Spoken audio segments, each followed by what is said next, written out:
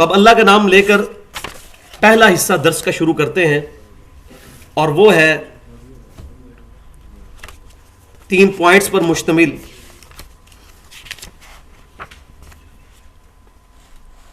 اس میں point number 1 ہے کہ حسینیت اور یزیدیت کی اصطلاح کی شرعی حیثیت کیا ہے۔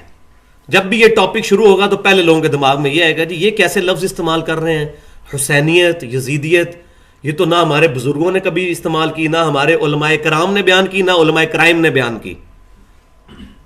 ایک علماء کرام ہوتے ہیں نا، ایک علماء کرائم ہوتے ہیں، کرائم انگلش والا، مجرم علماء، اور ایک علماء کرام ہوتے ہیں۔ تو یہ اپنی طرف سے اصطلاحات کیوں بیان کی جا رہی ہیں؟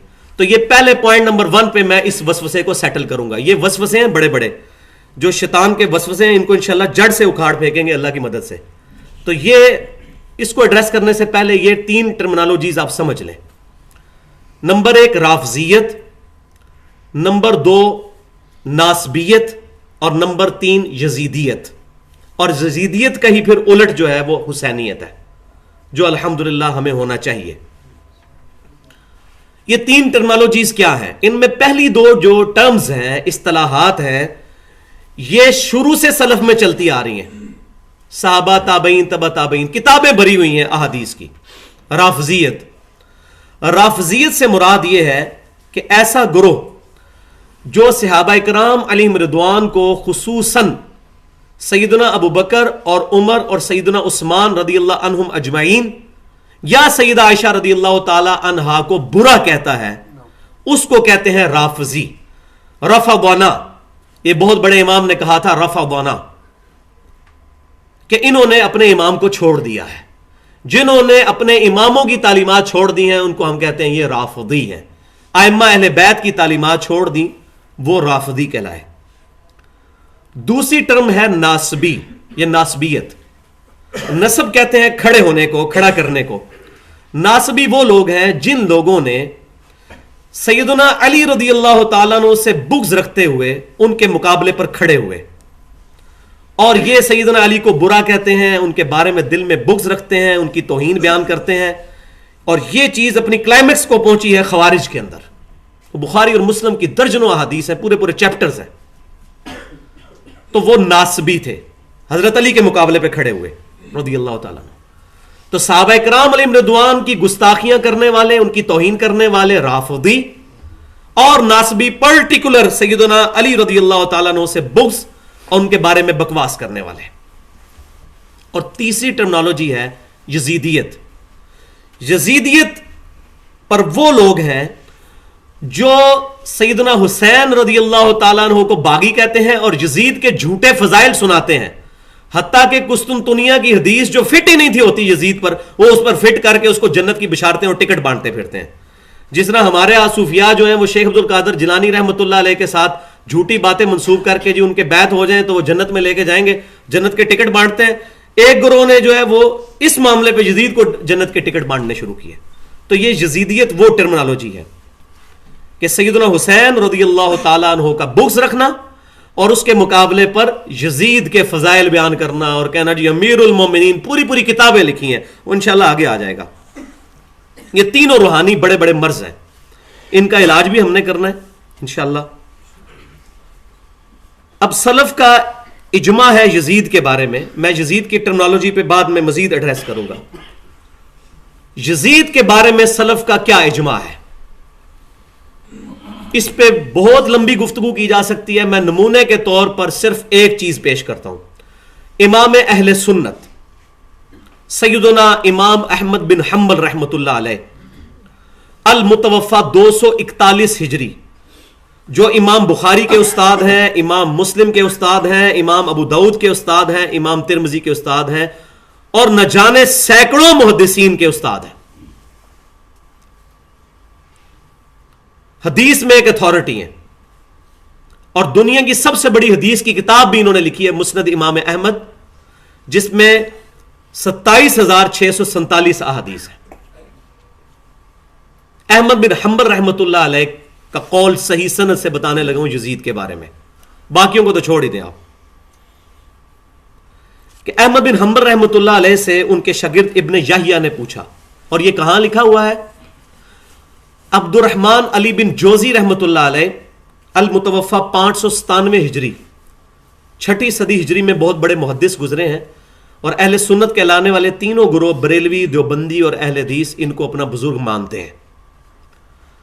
تو اہل سنت تینوں گروہ اہل سنت ہونے کا دعویٰ کرنے والے ان کو مانتے ہیں. اور آج درس میں جتنی احادیث آئیں گی وہ تینوں مکتبہ فکر کی متفقن علیہ حدیثیں ہوں گی انشاءاللہ تعالی. تو ابن جوزی رحمۃ اللہ علیہ نقل کرتے ہیں، انہوں نے پوری کتاب لکھی ہے عربی کے اندر، ابھی ترجمہ نہیں ہوا لیکن عرب سے شائع ہو چکی ہے. اس کتاب کا ٹائٹل ہے کہ یہ اس سرکش کا رد ہے جو یزید کو برا نہیں کہتا. تو اس کا کیا مطلب ہے کہ اس وقت بھی یزیدی موجود تھے، ٹرمنالوجی نہیں تھی، وہ میں بتاتا ہوں کہ اور ٹرمنالوجیز آج کل کئی آ چکی ہیں جو پہلے موجود نہیں تھی، لیکن یہ مرض موجود تھا. تو انہوں نے پوری کتاب لکھی، اس میں احمد بن حنبل رحمۃ اللہ علیہ کا قول لے کے آئے. ابن یحییٰ کا بیان ہے کہ میں نے احمد بن حنبل رحمۃ اللہ علیہ سے یزید بن معاویہ کے بارے میں پوچھا، تو انہوں نے فرمایا وہ وہی ہے نا جس نے اہل مدینہ کے ساتھ ظلم کیا، ان پر چڑھائی کی، ان کا مال لوٹا. پھر انہوں نے کہا کہ میں نے پوچھا کیا میں اس سے حدیث روایت کر سکتا ہوں جس کا والد 40 سال مسلمانوں کا حکمران رہا ہے، اتنا بڑا صحابی، اس سے میں حدیث روایت کر سکتا ہوں اس صحابی کے بیٹے سے؟ انہوں نے کہا کسی کے لیے جائز نہیں کہ اس سے حدیث بیان کرے، کسی کے لیے یہ جائز ہی نہیں کہ ایک حدیث بھی اس سے بیان کرے. اب وہ شاگرد آگے پوچھتے ہیں کہ احمد بن حنبل رحمۃ اللہ علیہ یہ بتائیے کہ یزید نے جب یہ کرتوت کیے تھے تو کس نے اس کا ساتھ دیا تھا؟ تو انہوں نے کہا کہ اہل شام نے ساتھ دیا تھا مدینے کو لوٹنے پر، شامیوں نے. تو بھائیو یہ وہ وجہ تھی جس کی وجہ سے کسی محدث نے یزید سے ایک حدیث نہیں لی. میں چیلنج کرتا ہوں دنیا کی کسی معتبر حدیث کی کتاب میں اہل سنت کی کتاب ہو اور یزید سے ایک حدیث روایت ہو. یہ انٹینشنلی ہوا ہے کیونکہ احمد بن حنبل رحمۃ اللہ علیہ نے جب فرما دیا امام بخاری امام مسلم کی تو جرت ہی نہیں تھی وہ حدیث لیتے، وہ تو ان کے شاگرد تھے، انہوں نے کیسے حدیث لینی؟ اور یہ کوئی چھوٹی بات نہیں ہے، یہ بہت بڑی بات ہے.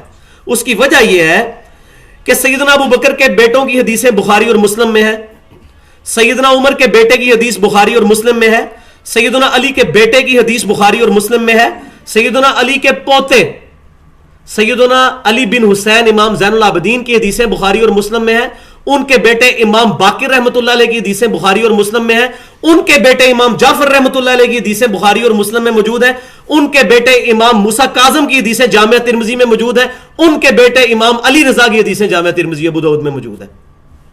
وہاں تو اہل بیت کی پوری لڑی چلتی آ رہی ہے، اور یہاں سیدنا معاویہ رضی اللہ تعالیٰ عنہ جو مسلمانوں کے 40 سال تک حکمران رہے، ان کے بیٹے سے ایک حدیث نہیں لی جا رہی. یہ انٹینشنلی ہوا ہے کہ اس سے کوئی حدیث نہ لی جائے، یہ اس قابل ہی نہیں کہ اس سے حدیث لی جائے. تو میں یہاں پر ایک بہت بڑا جملہ بولنے لگا ہوں کہ شرم کا مقام ہے کہ ہم محدثین کے کہنے پر نبی صلی اللہ علیہ وسلم کے فرمان کو چھوڑ دیتے ہیں. محدث کہتا ہے اس میں فلاں راوی ضعیف ہے، حدیث ضعیف، ہم کہتے ہیں جی ضعیف. احمد بن حنبل کہتے ہیں حدیث ضعیف، ہم کہتے ہیں ضعیف. امام بخاری کہتے ہیں حدیث ضعیف، ہم کہتے ہیں حدیث کیوں ضعیف؟ کیونکہ وہ ان کا ایکسپرٹ اوپینین ہے، وہ اس فیلڈ کے ایکسپرٹ ہیں. لیکن ظلم کی انتہا ہے کہ تمام محدثین کہہ رہے ہیں کہ یزید فاسق ہے، فاجر ہے، جابر حکمران ہے، ظالم ہے. ہم یزید کو گلے سے لگائے بیٹھے ہیں. ہم سے مراد چند ایک، اکثریت تو اہل سنت کی ایسی نہیں ہے، لیکن وہ چند ایک ڈومیننٹ ہیں، ان کی وجہ سے باقی لوگ بدنام ہو رہے ہیں. جس طرح اہل تشیع کے اندر چند ایک لوگ ہیں جو شیخین رضی اللہ تعالی عنہم اور سیدنا عائشہ کو برا کہتے ہیں. اب تو ٹی وی پہ آپ دے رہے ہیں، پروگرام ہو رہے ہیں، وہ قسمیں اٹھا کے کہہ رہے ہیں کہ سیدنا ابوبکر، عمر، عثمان اور سیدہ عائشہ رضی اللہ تعالی عنہم کو برا کہنے والا، ان کو گالی دینے والا وہ شیعہ ہی نہیں ہے. یہ پبلک میں آ رہی ہیں باتیں. پھر وہ کسی نے کہا جی آپ تکیہ کر رہے ہیں، اس نے کہا لعنت ہے اس پہ جو اس بات پہ تکیہ کر رہا ہے.